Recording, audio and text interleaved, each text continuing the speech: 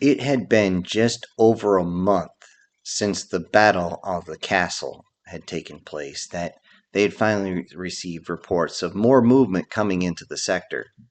At this point, everybody was thinking the same thing. Boy, I wish we had some air support. We could just bomb the living crap out of them. But even assembling a helicopter piecemeal takes time. They were able to get some of the JLMVs and things like that in there, along with a few other vehicles, smaller vehicles from other governments. Of course, everybody joked about how they would be getting inside the British Snatch, although those from the other world had no idea why everybody from other areas laughed at this, even though it wasn't meant to be dirty, that's just a nickname. Along with that, they brought in many crew-served weapons. They also began to build up the walls around the town. This would be a completely secure area. Although they only had the ability to bring in things like HESCO barriers, they were able to make many different additions. This included things like crew-served weapon nests, sniper nests, mortar pits, and of course, setups for drones, as they were able to launch larger drones, but nothing that could carry any type of munition strong enough to stop a force as large as that was coming. Everybody was really wishing they had some sort of surveillance, but it was what it was. Inside the AO, or just outside the walls of the actual town, the gardening was taking place. The gardening, farming, whatever you want to refer to as, but they were beginning to show a massive amount of crops being built. This helped a lot, as it was getting very expensive to feed the former slaves that were now holding themselves very close to humans, as they believed humans to be their saviors. They believed humans to be angels dropped in. In actuality, humans looked more themselves as the demons, but those that had been able to break free of the collars, break free of the chains, didn't see it that way. Especially as many of them, just for being around humans, had grown back limbs, had recovered from injuries they had for years, and in some cases were able to finally start looking like their original selves again. Because of this, if you looked around the town, it looked a lot like some sort of medieval fantasy world that comes out of one of the many fantasy books that people make. It was strange to see. You would see lizard personnel of different type, ogre personnel of different type. You would see different types of elves, the occasional dwarf. Usually those were held in high regard for their ability to just break any type of rock, as usually they were kept in the mines. But now that they worked with all sorts of forges that the humans brought, they were in their version of heaven. Well, along with that, the humans brought their version of strong liquor. It seems as though some tropes that humans thought up of different species were actually true. What they weren't expecting, though, was the fact that many of the former slaves could not break the conditioning they had been in for so long. Many of them continued to call all the humans master, and the humans kept trying to stop it, though there were a few that took advantage of this. Many of the former slaves were constantly trying to get close to humans, close not just as friends, but much closer. If any of the soldiers were found taking advantage of this, they were given corporal punishment right there, though they had to be taken out to the side and brought back to actual Earth before this was given, or else every time somebody gets cracked with that bullwhip, well, everybody else will start getting dizzy. The issue was, this didn't stop most from getting at least handsy. In response, humans brought in the concept of marriage. This was something that was completely foreign to them. But because of this, they were able to actually link in the species together. A half elf with a half elf, it didn't matter if it was a wood elf with a high elf. Now, when they have children, they will be mostly elves, not goblins. This was a way to actually save their species. Even though there were true blood elves, true blood ogres, true blood lamias, true blood, you name it out there. The fact of the matter is, what was in front of the humans was not of true blood. What surprised all of them was the fact that the first few children that were born, when checked, did not have goblin DNA. This was amazing to everyone. They didn't know what was going on, and this would take further research, but they believed that being around humans was a way to actually fix their children even before they're born. The problem is, for some, they had been so traumatized as former slaves that they couldn't do much except menial labor, making dinners or cleaning beds or something like that. They just wouldn't talk. Their eyes were just fixed. Many of the males would sit there every time another partial goblin came close. They would immediately turn and bow, immediately turning their back away. It was though they were afraid of what was going to happen if they turned away. Goblins apparently treated them more as a recreational tool than anything else. You would think an ogre that stands almost 20 feet tall wouldn't be used in such a manner, but apparently this was it. Though humans tried to help as best they could, there's only so much they can do. The human's innate ability ended up fixing the body, but it cannot fix the mind.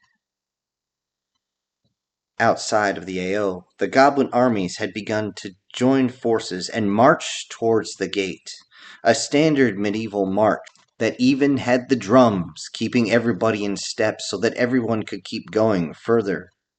They marched right past the old castle, which was now a pile of boulders and nothing else. They looked at it and they were a bit afraid. It was clear as many of pictures were taken at long distance to see what type of soldiers were coming, what they would be facing. The humans, seeing such a large group as more armies joined together, got all their equipment out to meet them.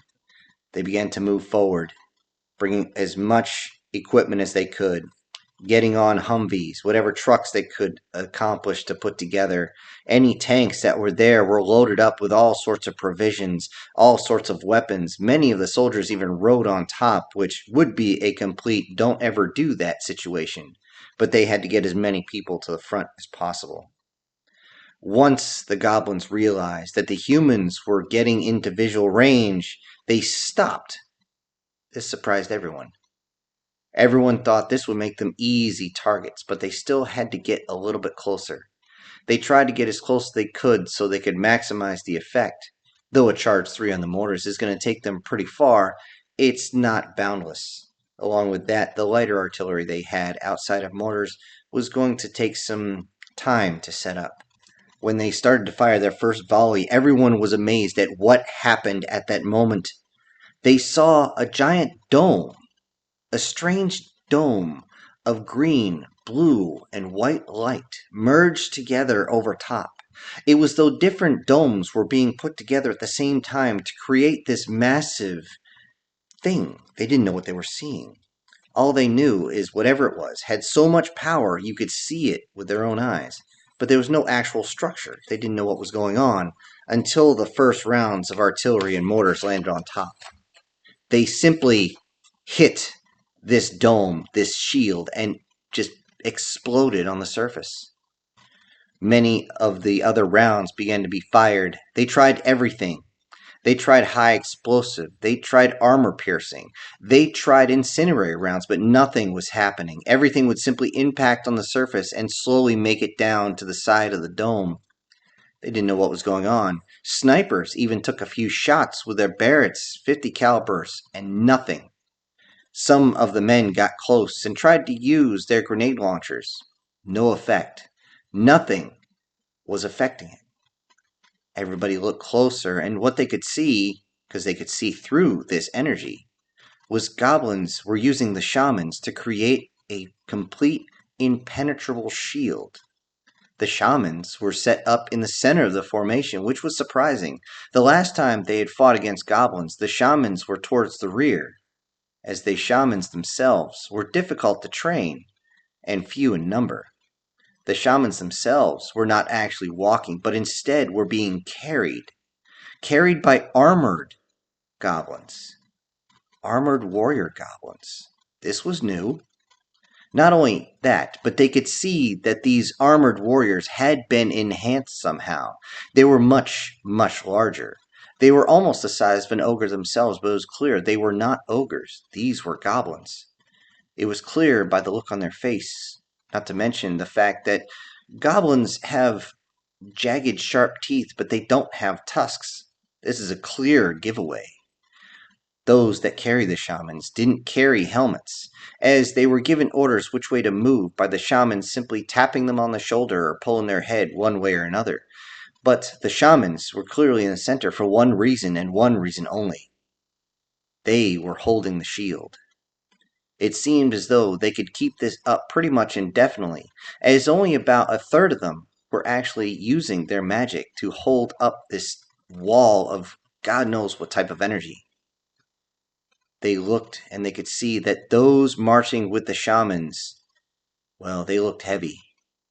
They were heavy because they all wore armor, some sort of armor, everything from leather to wood to even metal. But what was even worse was the fact that they carried shields up front. The biggest and the strongest of the goblins held these very heavy shields. Everyone looked, and they could see, just from the way they moved, these shields were so heavy that even something that was about 15, 16 feet tall was having trouble maneuvering it without the weight using the inertia to pull them off their own feet.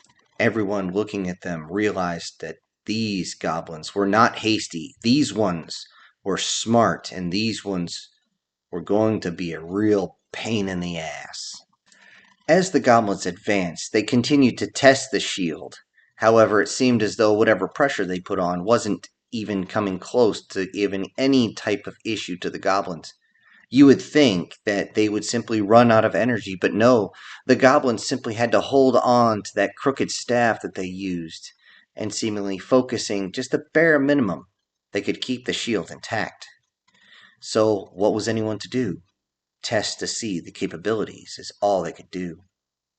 As they got close, they tried to use grenades, but grenades as they rolled up would simply be pushed by the shield as it moved. They tried to simply throw things down, and sure enough, if it wasn't moving, then they could actually get the shield to simply go over. It was strange. They didn't know how it worked. They just could see the way it was working. Though all this testing came at a price. The goblins were still smart. They lowered parts of their shield, and the archers behind the shield wall would fire through massive volleys, to the point it seemed as they were firing 3, 4, 5 arrows at a time, each of them, seeming desperately to just cover the entire area with arrows. This would cause many a soldier to duck for cover as they would constantly yell, "Incoming, incoming!" And they would try to find anything to shield themselves as they came down. Though a few were hit, they knew they wouldn't be damaged for very long, though having to repair themselves, even unconsciously, was going to make it difficult to move, especially in armor and the weapons that humans carried. From a distance, some of the slaves watched and were absolutely frustrated, so they would run up with clubs and sticks and throw rocks, trying desperately to break into the shield. One of them just stood there, and they watched the shield slowly envelop them, and then suddenly was crashed into by one of these massive shields. The shield itself crushed the seemingly half fox man against the other shield, and since he was moving, it wouldn't let him through, and he simply bounced back and forth until he dropped down out of being basically getting the crap kicked out of him, and then they raised up a shield and dropped it on him, severing his head. With that, the humans realized that they weren't getting affected. Something about this shield blocked them. There was something there that made it so their innate abilities did not actually go through this wall. But they still had to find a way through it. A few had the same idea. Perhaps they could simply stick the muzzle of their weapons through, and then they could fire, forgetting that the law of inverse proportions might come into play here. A few of them found out very quickly as they tried to fire that even though they were holding still, and their weapons were holding still, the movement of the bullet and the pressure inside the chamber was moving, and when it hit the shield, it stopped dead, and the chamber itself exploded in their face. Some of them, it took a couple shrapnel against the cheek. Those who actually had hip-fired their weapons, well, they simply got a surprise. To their absolute horror, though, even using something as strong as an M14 with its 7.62 by 51, a standard 308 round, it didn't do more to the metal shields being held than leave out a very large ding and leave an impression on it. Everyone was horrified at this. And again, they said, okay, now what do we do? As they all fell back, slowly trying to figure out what in the hell they're going to do, one of the NCOs suddenly screamed out, "Oh, that's what, okay, shit!" And all of a sudden he started running. He started running straight up to the shield. Everyone thought, what are you doing? That's about a 100-meter run right there. What the hell are you doing? But suddenly, he stopped dead after about 30 meters and then reached into the back of his armor. Everyone said, what is he doing? Is he running up there just to scratch his butt? What's going on? Then they saw the pouch come out. Nobody had realized that he was carrying this device. What the hell? Why was he doing that? Suddenly, he began to rapidly deploy what was inside the pouch. Everyone watched in surprise and was trying to figure out why he was deploying this. Then they saw him unwind all the wire as he tried to run back as fast as possible. The shield was rapidly approaching, and they had to back up as much as they could. As everyone saw him attach the clacker, everyone started to duck. Even those that had run back and tried to get more of these devices just dropped down as soon as they heard the three words that made everybody duck as soon as this was ready to fire. Claymore! Claymore! Claymore! The massive explosion as 1.5 pounds of high explosive C4 exploded just inside the shield, right between them and the metal shield wall of the enhanced goblins. Many of those enhanced goblins, though they were holding the shields, were simply thrown back from the force. Those who were not even pushed over by it were still feeling the effects. As it turned out, being inside armor when that type of reverberation from an explosion will simply turn many folks' insides into jelly, and they simply dropped. Inside the shield, many of those inside held their ears, as goblins have a much higher sensitivity to hearing than those of us who are human. Yet they didn't understand what was going on.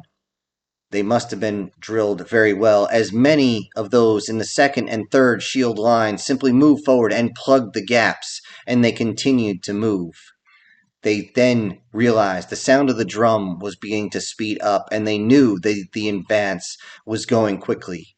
They realized the humans had figured out a way past the wall. If that was the case, they didn't have the advantage anymore, and they had to reach the gate as soon as possible.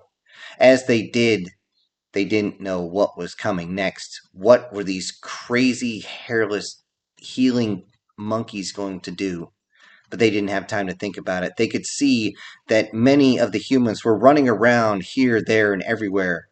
They didn't realize what was going on. They didn't look close to see the man deploying his claymore mine, as others were rapidly deployed as soon as possible. They got fairly close to one another, as they knew the direction the shield wall was coming, and they realized they had to get ready to do maximum damage. When the next claymores went off, they went off simultaneously as they were told to fire with the same call, and then kablooey.